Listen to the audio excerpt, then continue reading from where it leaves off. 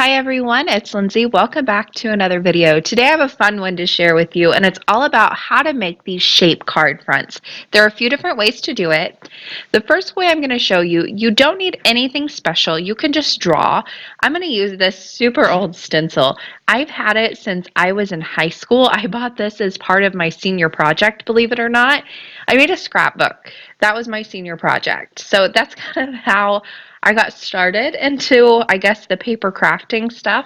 But anyway, I've had this forever. What I'm going to do is just trace this heart. Now, the way this stencil works is it has like a half of a heart, and then you flip it over and you can draw the other half that way. Or you can just fold your paper in half and then do one cut, and then you've got a heart that way as well. Now, to help me align this, I am drawing this on the Misty paper. This is just grid paper. You can print grid paper. You can find a lot of free versions of it online that you can print, but I have a bunch of Misty grid paper because I use the mouse pads in my Misty now. So I like to use this up kind of as scrap paper, and it works really well for that. I went ahead and cut that heart out, and this is going to be not only my little tracing thing, but it's going to be my mask in a moment. This is also going to let me play around with the placement of the heart on the card front. So I went ahead and lined it up in the bottom left-hand corner, and that side of the heart is on the fold. You want to make sure that you have enough of your image on that fold line to where it's still going to stay connected and be a card, essentially. So once I have that traced out, I used a very light hand with a pencil. I'm just going to cut along those lines with my scissors. Now you want to take your time here, make your lines as smooth as possible. A few tips: if you can't get a smooth line with your scissors, go very slow. Make sure that you are cutting straight up and down with your scissors. Move your paper and not your scissors. That's super important when cutting. Also, if you still can't get a smooth line, once you're finished, take a sanding block to your paper and smooth out your edges that way. It's a great little trick to get it super smooth without having to fuss around with your scissors so much. Now here you can see where I get to that point, you kind of do need to maneuver the paper if you need to add a few extra cuts. Really do what you need to do to get those lines cut. And again, you see I'm mostly moving the paper. I'm really not moving my scissors a whole lot. They're staying pretty stationary, and that's going to give me the smoothest line possible. So once I am up to that cut edge, then it's time to go ahead and start cutting off the top portion of the card front. I like to go from the inside and cut it out. Now, sometimes this isn't going to give me the most perfect cut, but you'll see once I fold in this heart, you're going to be able to see what is left over on that right-hand side. Then you can go ahead and take your scissors and trim up and make it perfect. So make that first cut initially, then go ahead and close your card front and see how much more you need to trim off. Then again, you can either use your scissors and trim off just little pieces, or you can bring in, if it's just a little bit, use your sanding block to get off those extra little bits and make it nice and smooth. But once that's done, you have this nice shaped card front. Now this was a little bit plain, and also because it's up against that inside panel of all white, you really can't even tell that the front of a card is a heart shaped. So I'm going to add a little bit more contrast by stenciling the background. However, if I stencil the whole inside of the card, I'm not going to have a place to write anything unless I want to write over stenciling, and that would hurt my eyes trying to read over that. So I am going to use that guide that I used on the front as a mask on the inside. I just folded up a little bit of painter's tape, stuck it on the back, and then I'll place it right on the inside of the card. If you needed to, you could line it up with the outside of the card, then just fold it in, and it will stick down exactly where it needs to. I could easily line mine up since I started it in the bottom left-hand corner. Once I have that mask down and I have protected the front side of my card with some painter's tape, I'll take some Rockin' Red ink, a jumbo ink dauber, and the Swiss Dots stencil from the Crafters Workshop. Now this isn't large enough to fit over the entire place that I want it to, so I just stencil the top, then I go ahead and move the stencil down to the bottom, line it up with a few rows of those dots, then I can finish stenciling all along the bottom. This is one of their cake and cookie stencils from the Crafters Workshop. Again, I said it a million times, I really don't do a whole lot of decorating when I bake, so these stay in my craft room and that's what I use them for. Then once I take all that masking off, you can see I have this really, really fun masked heart on the inside of the card as well, so I can still write a message and it's not super hard to read. Now, while I'm on ink blending, I might as well add the ink blending to the front of my card as well. I'll be applying some stamps right in the center of this heart on the front, and in order to highlight those, I'm just going to add a little bit of blue shading to the background. I'm starting right in the center of the heart, and as I work my way out, going lighter. Super easy to do. I did that with It's a Boy ink from Catherine Pooler and a jumbo ink dauber. Now it's time for the stamping. I am using this from Joy Claire Stamps. It's called Dino Love, and it is absolutely adorable. I love this one. This is great for kids' Valentine's Day cards, or even adults. I don't mind because I love the cutesy images. So I went ahead and stamped the little girl dinosaur on some heavyweight white cardstock. I stamped her with Memento Tuxedo black ink, and that is because I will be coloring with my colored pencils and blending out those colored pencils with Gamsol. Now for very, very quick coloring on small images like this, I really like to just use my Leisure Arts colored pencils. These are cheaper colored pencils. They don't have as much pigment to them as, say, my Prismacolors or my Spearer Farben. I think that's how you say it. I hope so. Anyway, these are just super convenient for me to grab off of my cart and use very, very quickly to color in my little images, and they give pretty good results for being how cheap they are. I have a review on these. If you want to check it out, it's on my channel as well. I am just coloring in this very quickly and blending out again with my blending stumps. These can be used on their own, but I find with these cheaper colored pencils, I like to blend them out with OMS. That gives me the best results and a lot of shading with very few pencils. Now once I had that colored in, I did fussy cut the little image, and then it's time to go ahead and stamp my sentiment. In order to do that and get the placement right, I like to go ahead and lay my dinosaur over where it's going to end up, then place my sentiment down. And I'm using my Mini Misty to do my stamping today. This helps a lot with this technique. I'm going to ink up my sentiment, and this is the Italian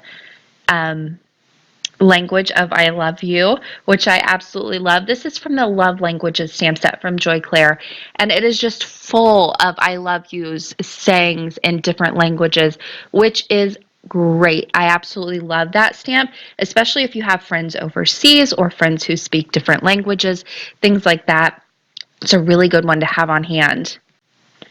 Now, once I had all of that done, I need one more thing to make this little card complete, and that is a die cut heart for my dinosaur to hold. You can use any die cut little heart you have on hand. Mine came from the Concord and Ninth Feathered stamp set, but check your die sets. A lot of times they have these little add-ons and you'll have one in your stash. I cut that from some red glitter cardstock that I made myself. That video I just recently did, I'll link that down below. It's a fun one and it's DIY, no shed glitter paper. I attached both the heart and the little dinosaur on the front of the card with foam tape, and that completed this card. I love the way this one turned out, and I love that the front of this card is a heart, especially for Valentine's Day. It's super fun. Now, if you're not comfortable with your cutting skills, you can use dies for this technique as well. It's super easy to do. I'm going to use a circle die. Larger dies do tend to work better for this, so more of your nesting die sets really help. And what I like to do is kind of thread my card base through the die. That way I don't have to do any techniques like the select die cutting technique or anything like that. I don't have to worry about going too far and cutting. Then I just go ahead and place my die down, tape it down, and die cut. I don't go too far up just because with that die underneath the paper, if I roll it too far, it will put an indentation in the front of the card base. So keep that in mind. But you don't have to worry about it cutting into your cardstock at all. Now, once I had that cut, it's time to go ahead and start ink blending. I protected the back of the card with some painter's tape, and now I'm going to go ahead and ink blend with some gray inks. I want this to be a space themed card, and the reason I cut the front of my card into a little bit of a rounded circle is I want this to look like the moon. So I'm going to add just some grays. I really don't want this ink blended well. I want that kind of splotchiness look. I want some white to peek through. So I'm using a few different grays here. I use the Catherine Pooler Twilight ink. Then I'm going to come in with VersaFine Clear with a very light hand in Morning Mist. Then with this homemade circle stencil, it has just a bunch of different circles on it. You can use the same circle die set that you used, nesting die set that you used to cut your front of your card, and just die cut that from some scrap paper, and there you have a bunch of different circles. Then you just stencil them onto this moon. I like to use a really heavy hand with a darker gray ink. You could even use a light hand with a black ink if you don't have that many ink pads, and that would work just as well. And if you don't have circle dies, or you don't have punches, or you don't want to make your own, you can easily just take your jumbo ink dauber or your even little finger daubers and do your circles that way. They just won't be as fine of a line around the circles, but that's okay. It'll just be a different look. A lot of different ways you can do this with what you have on hand. Now finally, I need to go ahead and do some final touches to my card, and I want to offset that moon. Now, in order to do that, I'm going to add a little bit of black cardstock along the bottom of the inside of the card panel, but I want to add a little something to that. Now, the Joy Claire Stamps Out of This World stamp set is what I will be using to stamp the remainder of the elements on this card. And in that stamp set, it has all these great little stars. So I'll be stamping those clusters on this black cardstock. The best ink that I have found to stamp on black cardstock is the Stays On pigment in Snowflake. It is my favorite. It shows up nice and bright and white, and it dries quickly. I couldn't ask for more from a white ink. Now, once I had that stamped across that cardstock strip, I'm going to go ahead and also stamp this little rocket ship onto some white cardstock. I use Memento Tuxedo black ink so I could quickly color this in with my alcohol markers. This is one of my favorite Joy Claire stamp sets for kids' birthdays, whether they are little girls or little boys. Space theme is always fun, and I really love this one. It's very well put together with a lot of great sentiments in it, and you have all these different elements, so you can make a scene. You can make 20 scenes and it still won't look like the same card, which is great. I have another video doing something similar with this stamp set and creating a space scene, but in order to create the moon on that card, instead of a shaped card front, I did Renia foil, and I used the same kind of circles on the moon that I just dry embossed on there. So I will leave that video linked down below. It's a really cool card, still one of my favorites, and it's a fun one to use. You can also do different sky backgrounds with this. I have another video on creating embossing powder sky backgrounds, which is a really fun and quick way to create that kind of night sky galaxy look without ink blending or doing watercolor or anything like that. Just a bunch of embossing powders, and that one's really fun as well. And again, on all of those cards, I use this stamp set. It is so versatile, one of my favorites. I'm going to go ahead and color this rocket ship in quickly. I used some greens, and then I used reds and oranges and yellows on the little fire that's coming out at the end of it. I can't even think of what it's called. And then I did a little blue on the window.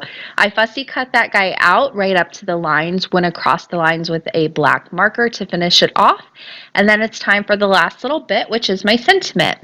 For the sentiment, I'm stamping on a flag banner from white cardstock, and it says, "I hope your birthday is a blast," and I stamped that with VersaFine Clair and Nocturne. You can see that I used that ink on both of my sentiments for the cards. That is my favorite ink to use for my sentiments. I like it because it's not as messy as VersaFine Onyx Black ink, which is a pigment ink as well. Dries a little bit faster, and it's just as crisp. I, without a doubt, would smear my Onyx Black ink every time I used it, so it was a little bit of a pain. I still love it. It's a nice crisp black ink, but this one has become my favorite by far. So once I had that stamped, I'm going to go ahead and finish off this card. On the inside of the card, I went ahead and secured down my little star panel at the bottom. Then it's time to add my flag banner. I added that with fun foam or foam tape. Then I'm finally going to add my little rocket ship, and I like to play around with the placement a little bit, but once I have it down, I'm placing that and adhering that down with more foam tape as well. And that finished off that card.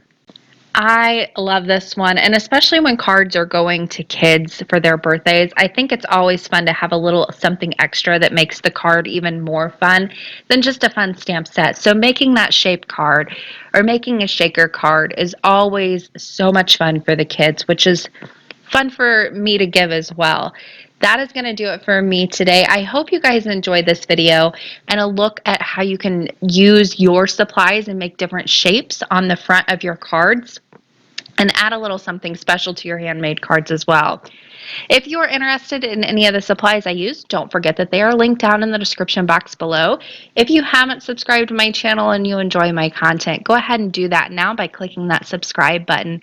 Thanks for watching, everyone, and happy crafting.